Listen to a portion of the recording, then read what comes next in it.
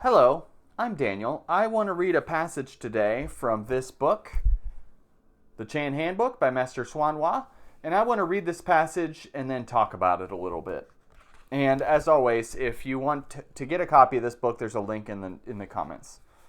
But this section that I'm going to read and comment on today is called 10 Benefits of Chan Are Gained from Proper Practice. 10 Benefits of Chan Are Gained from Proper Practice. And it's just a list. So these are the things that we're supposed to gain from diligently practicing, okay? So here we go.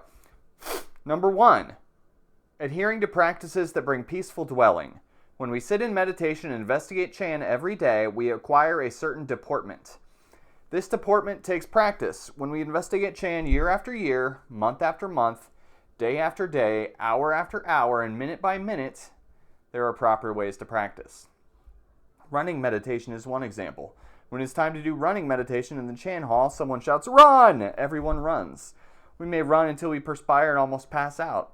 We may run until we are not aware of the heavens above, the earth below, and people in between. During running meditation, we can become unaware of ourself. When our running meditation reaches the point that we have no notion of self and others, we will be contemplating at ease. In the absence of self, we will have no false thinking. In the absence of people, we will have no false thoughts of others. At that moment, we will be contemplating at ease. Neither in emptiness nor in form does one see the thus come one. The Buddha does not fall into the categories of emptiness or existence, which means he is neither empty nor does he have substance. Therefore, if we come to realize that the Dharma body of the thus come one is neither empty nor has substance, then we have seen the Dharma body of the thus come one. We arrive there by adhering to practices that bring peaceful dwelling. So the first benefit of Chan practice, peaceful dwelling. We get a peaceful deportment. Number 2, using kindness in what we do. This does not necessarily mean being nice to others. When it is necessary to use kindness, we should use kindness and compassion to reach, teach, and cross over the other person. Crossover. We use the method of gathering in. If we encounter a sentient being who needs to be exhorted or admonished so that he can gain an awakening, we should be motivated by kindness and compassion as we exhort and admonish him.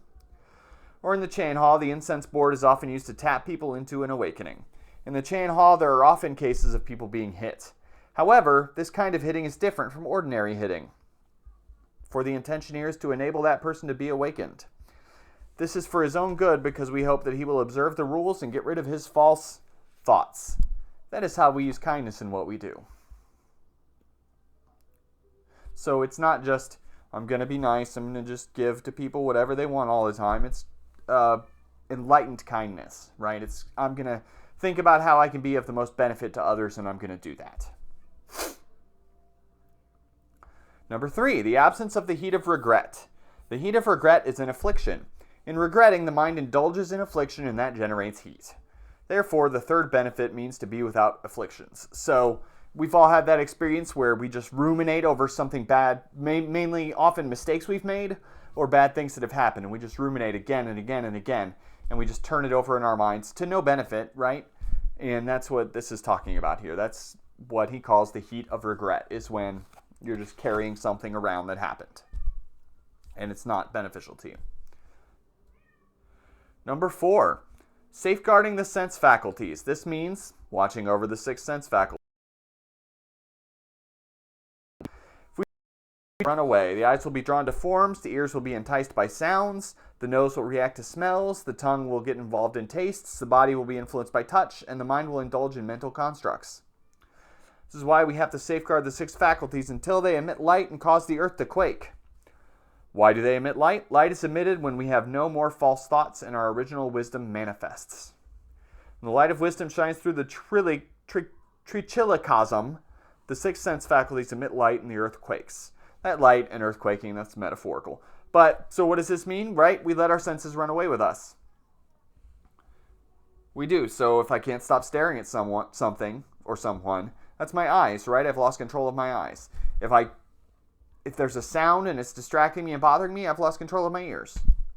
And of course, if there's something I can't stop thinking about, that that in Buddhism we say the mind is the sixth sense, and that doesn't mean superpowers or anything. It just means our consciousness is considered a sense in Buddhism. Number 5. This one's weird. Knowing the joy of non-eating. A person who investigates Chan will obtain the joy of Chan as food and be filled with Dharma joy. When that happens, then even though we do not eat substantial food, we will be joyful. Despite not consuming any food, we are happy so long as we can investigate Chan. Has this happened to any of you?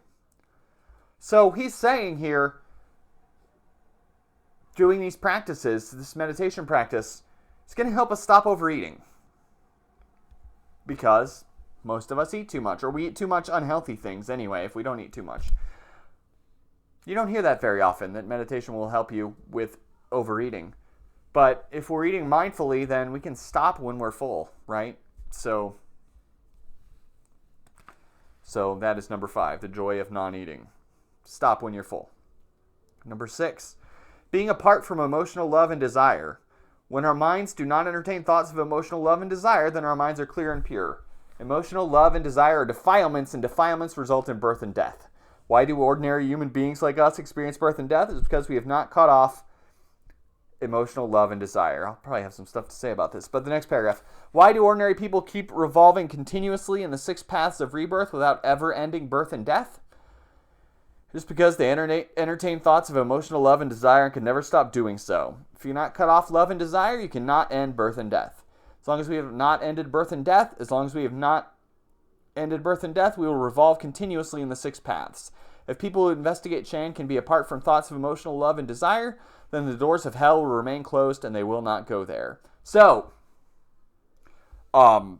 this makes me think his target audience is monks, because emotional love and desire is part of my life. Presumably, whoever's watching this, emotional love and desire is part of your life as well.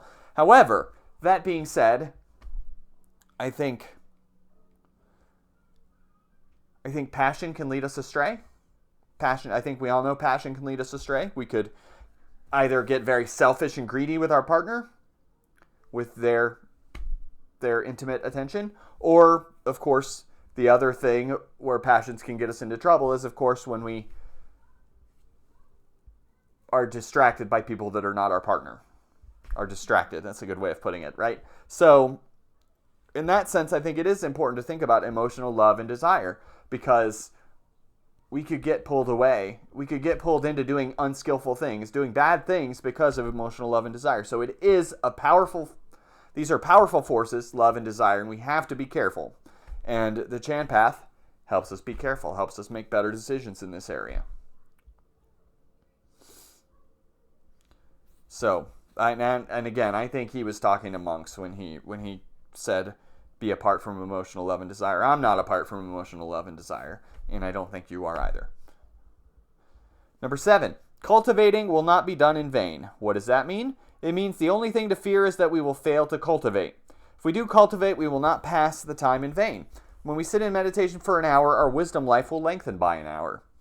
When we meditate for 2 hours, our wisdom life will extend by 2 hours. If we investigate Chan every moment, every hour, every day, every month, and every year, our inherent wisdom will certainly become evident. Hence, Chan cultivation will never be done in vain.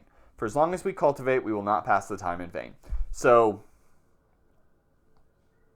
and I think that as we do this practice for a while, we start to see how it helps us. And that's sort of what he's talking about here. We might think, well, I don't want to meditate. I want to go watch Netflix and drink beer. But when we do the practice, we come to realize it helps us. So having a regular practice is a good idea, because our cultivating is not in vain. It does bring us towards something. Number 8, remaining free of demonic karma. Cultivators can keep clear of the karmic power of demons. When we are free from karmic obstructions of demons, no demon can disturb or hinder us in any way. I don't think demons are real, and I'll make that very clear. But I think that we could take this as a metaphor, and we could think about how when we make mistakes sometimes in life, when we're unmindful, when we consume things we shouldn't consume, when we make bad choices, we get bad consequences, right? So if you're really irresponsible at work, you could get reprimanded or even lose your job, right? If you're really selfish and irresponsible in your relationships, you could lose those relationships, right? So we really do see cause and effect. And the point is that this path helps us make better decisions, which means less of those negative consequences. That's not to say all the bad things that happen to us are the result of our own actions, but some are, and we all know that. We all see that in our lives. So that's how I take the karmic obstructions of demons. That's how, when we get ourselves in trouble because we're not making the best choices.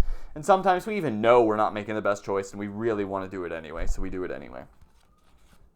This path helps us make better choices.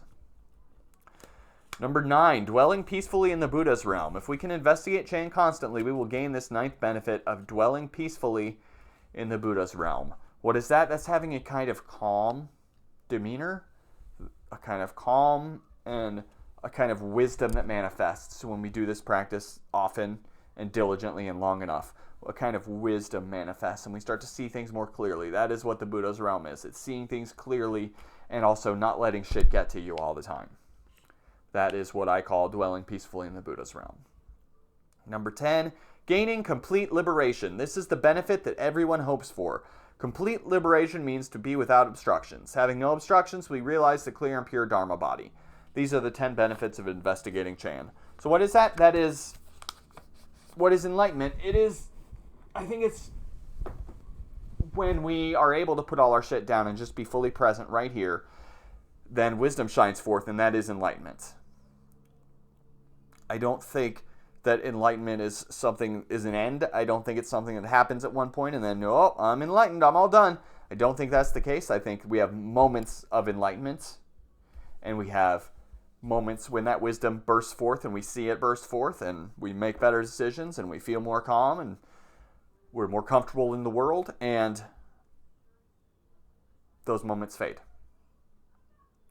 But what we can do is we can have them more often.